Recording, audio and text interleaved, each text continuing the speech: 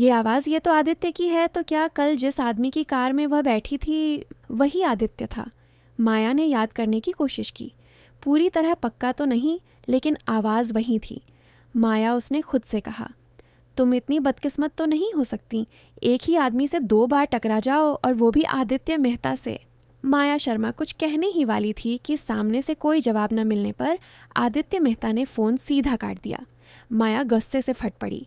नफरती आदित्य मेहता, कितनी हिम्मत है तुम्हारी कि मुझे आदेश दो और ऊपर से फ़ोन भी काट दो। कोई उम्र का लिहाज है या नहीं? लेकिन टैक्सी लेकर खुद जाने की नौबत न आए, इस डर से माया फिर भी जल्दी जल्दी बाहर भागी। वह लिफ्ट से सीधे अंडरग्राउंड पार्किंग में पहुंची। जैसे ही वह रोल्स रॉयस फैंटम के पास पहुंची, उसकी सांस फूल रही थी। वह दरवाज़ा खोलने ही वाली थी कि गाड़ी चलाओ, आदित्य ने ठंडे स्वर में ड्राइवर से कहा। ड्राइवर वर्मा घबरा गया।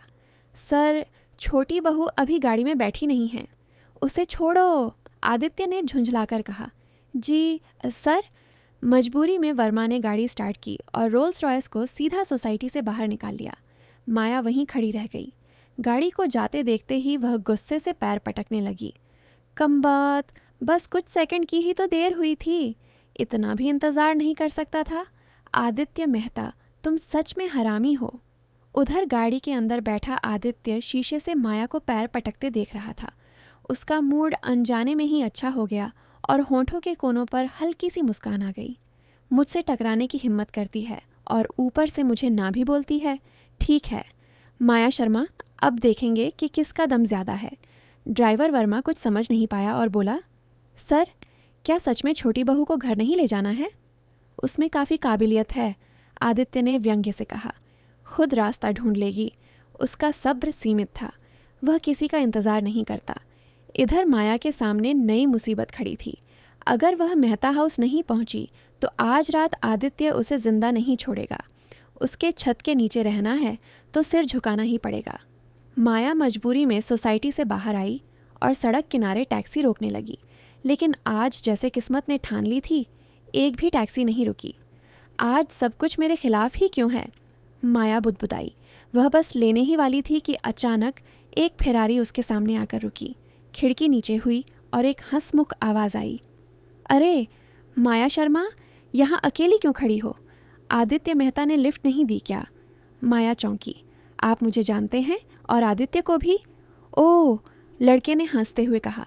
परिचय देना भूल गया, मेरा नाम करण मल्होत्रा है, आदित्य का सबसे पक्का दोस्त। अब माया को समझ आया। तो आप वही हैं? उसने सिर हिलाया। वैसे आदित्य तो बड़ा बेरहम निकला, करण मुस्कुराया। इतनी खूबसूरत बीवी को यूं ही छोड़ गया। अगर मैं होता तो ऐसा कभी नहीं करता।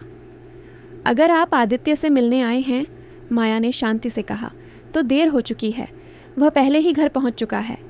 कोई बात नहीं, करण ने आंख मारी। मैं भी उसी ओर जा रहा हूँ।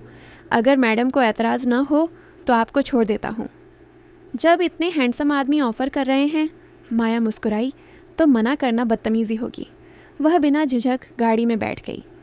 माया की बेबाकी देखकर करण और ज़्यादा दिलचस्पी लेने लगा। आदित्य सच में नासमझ है, वह बोला। आप जैसी लड़की की कदर करना नहीं जानता। इस बात पर हम दोनों की सोच मिलती है। माया हंस पड़ी। फेरारी जल्द ही मेहता हाउस पहुंच गई। जैसे ही गाड़ी रुकी, हाउसकीपर दौड़कर आया। नमस्ते मिस्टर करण। नमस्ते, करण ने मुस्कुराकर जवाब दिया। माया के उतरते ही हाउसकीपर की आंखों में हल्की सी हैरानी दिखी, लेकिन वह तुरंत संभल गया। छोटी बहू, मालिक और यंग मास्टर आपका इंतज़ार कर रहे हैं। माया की आंखों में शरारत चमकी। करण, चलिए साथ चलते हैं। आप मुझे करण ही कह सकती हैं, वह हंसा। दोनों साथ अंदर गए। हॉल में बैठे विक्रम मेहता ने आदित्य से पूछा, तुम्हारी पत्नी कहाँ है? मुझे क्या पता, आदित्य ने लापरवाही से कहा। मैं उसका नौकर नहीं हूँ। आदित्य, विक्रम मेहता नाराज़ हो गए। तुमने शादी की है, वह इस घर की बहू है। तभी अंकल, करण की आवाज़ गूंजी। अरे करण, विक्रम मेहता खुश हुए। और तुम माया के साथ? आदित्य का चेहरा तुरंत काला पड़ गया। मैंने रास्ते में छोटी बहू को देखा, करण ने मुस्कुराकर कहा। बेचारी बस का इंतज़ार कर रही थी तो मैं उन्हें ले आया। विक्रम मेहता ने माया की तरफ देखा। क्या यह सच है? माया ने मुस्कान के साथ झूठ बोला। नहीं पापा, मैं जिद करके टैक्सी लेना चाहती थी। आदित्य और ज़्यादा चिढ़ गया। अगर ऐसा है, विक्रम मेहता बोले, तो कल से माया के लिए अलग गाड़ी रखी जाएगी। माया खुश होने ही वाली थी कि पापा, आदित्य बीच में बोल पड़ा, माया ड्राइव नहीं करती तो मैं उसे ले जाया करूँगा। माया बोलने ही वाली थी कि पापा, मुझे माया से ज़रूरी बात करनी है। ठीक है, विक्रम मेहता बोले, उसे अच्छे से रखना। हाँ ठीक है, आदित्य मेहता ने हल्के से कहा और बिना कोई और बात सुने सीधे माया शर्मा का हाथ पकड़कर उसे बाहर वाले आंगन की ओर खींच ले गया। आदित्य का यह अचानक और तीखा रवैया देखकर कर्ण मल्होत्रा की आंखों में चालाक चमक आ गई। उसके होंठों के कोने और गहरे मुड़ गए। लगता है आगे कोई बड़ा तमाशा देखने को मिलेगा। हॉल से बाहर आते ही माया ने जोर से अपना हाथ छुड़ाया और गुस्से से उस पर चिल्ला पड़ी। आदित्य मेहता, तुम्हारा दिमाग खराब हो गया है क्या? पापा ने मुझे गाड़ी देने की बात कही थी तो तुमने ये कहकर मना क्यों कर दिया कि मैं ड्राइव नहीं कर सकती? अगर मेरी अपनी गाड़ी होगी तो मैं खुद ऑफिस आ जा सकूंगी। मुझे तुम पर निर्भर नहीं रहना पड़ेगा। ये तो तुम्हारे लिए ही अच्छा होना चाहिए, है ना? वैसे भी तुम मुझे देखना नहीं चाहते तो मुझे तुम्हारी गाड़ी में बैठने की क्या ज़रूरत है? माया का गुस्सा साफ झलक रहा था। आदित्य ने उसकी बात का जवाब देने के बजाय ठंडी हंसी के साथ कहा, माया शर्मा, लगता है मैंने तुम्हारी मर्दों को लुभाने की काबिलियत को कम आंक लिया था।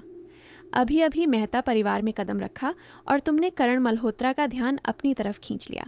बताओ ज़रा, तुम दोनों के बीच क्या क्या हो चुका है? हाथ पकड़ना, गले लगना या किस भी कर लिया? माया का खून खौल उठा। आदित्य मेहता, उसने दांत पीसते हुए कहा, क्या तुम्हें लगता है कि हर इंसान तुम्हारी तरह घटिया और बेशर्म होता है? भले ही मुझे तुम पसंद नहीं, लेकिन मैं कभी ऐसा काम नहीं करूँगी जिससे मुझे खुद पर शर्म आए। बिना सबूत किसी पर कीचड़ उछालना बंद करो। अच्छा? आदित्य का चेहरा और सख्त हो गया। तो सच बता दो, वरना अगर मैंने खुद पता लगा लिया तो तुम्हें अच्छा नहीं लगेगा। तुम्हें आखिर हुआ क्या है? माया ने तंज से कहा। जब तुम्हें मैं पसंद ही नहीं तो मेरी ज़िंदगी में इतनी दखलंदाजी क्यों? क्या मैं किसी से दोस्ती भी करूं तो उसकी रिपोर्ट तुम्हें देनी पड़ेगी? ये आदमी बीमार है, माया ने मन ही मन सोचा। ना खुद प्यार करता है, ना किसी और को करने देता है। आदित्य एक एक कदम उसकी तरफ बढ़ा और उसे दीवार से लगा दिया। उसका चेहरा माया के बहुत करीब था। मत भूलो, उसने ठंडी आवाज़ में कहा, तुम रिया शर्मा की जगह मेहता परिवार में आई हो। भले ही मैं तुम्हें पसंद न करूं, लेकिन तुम इस घर की बहू हो। जब तक हमारी शादी ख़त्म नहीं होती तुम इस घर की इज्जत पर दाग नहीं लगा सकती, समझी? वाह, माया ने आंखें बड़ी करके कहा, तुम्हें दूसरी औरत से प्यार करने की पूरी आज़ादी है, लेकिन मैं किसी और के बारे में सोच भी नहीं सकती। दुनिया में इतना तानाशाह इंसान भी होता है। माया शर्मा, आदित्य ने गुस्से में उसका जबड़ा पकड़ लिया, तलाक से पहले तुम्हारे दिल और दिमाग में कोई और मर्द नहीं होना चाहिए। अगर मुझे ज़रा भी लगा कि तुमने मुझे धोखा दिया है तो मैं तुम्हें ऐसी सज़ा दूंगा जो मौत से भी बदतर होगी। माया की आंखों में आंसू आ गए, लेकिन उसने उन्हें गिरने नहीं दिया। तुम धमकाने के अलावा कुछ जानते भी हो? उसने कांपती आवाज़ में कहा। तुम आदमी कहलाने लायक नहीं हो। माया का इतना कहना था कि आदित्य ने अचानक उसके होंठों पर अपने होंठ रख दिए। पल खामोश हो गईं। उसका दिमाग सुन्न हो गया। ये क्या कर रहा है? आदित्य ने पहले सिर्फ उसे चिढ़ाने का सोचा था, लेकिन जैसे ही उसने उसे किस किया वह खुद को रोक नहीं पाया। काफ़ी देर बाद जब वह पीछे हटा तो ठंडी हंसी के साथ बोला, किस करने की तुम्हारी टेक्निक बहुत ख़राब है। कहीं मैं तुम्हारा पहला आदमी तो नहीं? आदित्य मेहता, माया चीख पड़ी, तुम कितने बेशर्म हो। वो मेरा पहला किस था, मुझे वापस दो। उसने थप्पड़ मारने के लिए हाथ उठाया, लेकिन आदित्य ने हवा में ही पकड़ लिया। तुम्हें किस किया मैंने तुम्हारे लिए इज्जत की बात है, उसने तिरस्कार से कहा। कितनी औरतें हैं जो एक बार मुझे किस करने के लिए तरसती हैं और तुम्हें मिल गया। तुम्हें खुश होना चाहिए, तुम कुछ नहीं जानते। माया ने उसका हाथ झटक दिया। दिल में मेरी बहन से प्यार रखते हो और मुझसे ऐसे किस करते हो? तुम एक घटिया इंसान हो। ये मत समझो कि तुम औरत हो इसलिए मैं कुछ नहीं कर सकता। आदित्य ने फिर उसे दीवार से लगा दिया। मेरे सब्र की भी हद है, तो मार दो। माया की आंखों में पानी भर आया, लेकिन आंसू नहीं गिरे। मुझे ऐसी ज़िंदगी नहीं चाहिए। ज़्यादा से ज़्यादा क्या होगा, तलाक का। उसकी ज़िद और मजबूती देखकर आदित्य का हाथ धीरे धीरे ढीला पड़ गया। वह कुछ पल उसे देखता रहा, फिर बिना कुछ कहे मुड़कर चला गया। माया वहीं खड़ी रह गई। उसे लगा था वह मारेगा, लेकिन चला गया। अजीब आदमी है। यही उसके जाने का मौका था। उसने फ़ोन निकाला और राकेश शर्मा को मैसेज भेजा। पापा, मेरी तबीयत ठीक नहीं है, मैं पहले घर जा रही हूँ, बाद में मिलूँगी, माफ़ कीजिए। बिना जवाब का इंतज़ार किए वह टैक्सी लेकर निकल गई। घर पहुँचते ही उसने सबसे पहले दांत साफ किए। आदित्य मेहता, अगर तुमने दोबारा मुझे किस किया तो मैं तुम्हें छोड़ूंगी नहीं। वह आईने में खुद को घूरती रही, जैसे सामने वहीं खड़ा हो। आधा घंटा ब्रश करने के बाद वह थक कर रुक गई। इतने बड़े लग्जरी अपार्टमेंट में भी उसे घुटन महसूस हो रही थी। काश किसी बार में जाकर पी सकती। उसने पुरुषों के कपड़े पहने, विग लगाई और नेहा वर्मा को फ़ोन किया। नेहा, आज बहुत ख़राब मूड है, चलो बार चलते हैं। आ रही हूँ। बार में बैठकर माया सब कुछ उगलने लगी। ऐसा घटिया आदमी कैसे हो सकता है? ऊपर से कहता है कि मेरी बहन से प्यार करता है। माया, नेहा ने समझाया, तुम पति पत्नी हो, किस करना कोई गुनाह नहीं। अगर उसने कुछ और किया तो? माया ने बार पर हाथ मारा। अरे, नेहा घबरा गई। डर मत, माया ने हंसकर कहा, अब मेरे पास पैसे हैं। नेहा जानती थी कि माया ने सब कुछ अपनी मौसी कविता देवी के लिए सहा है।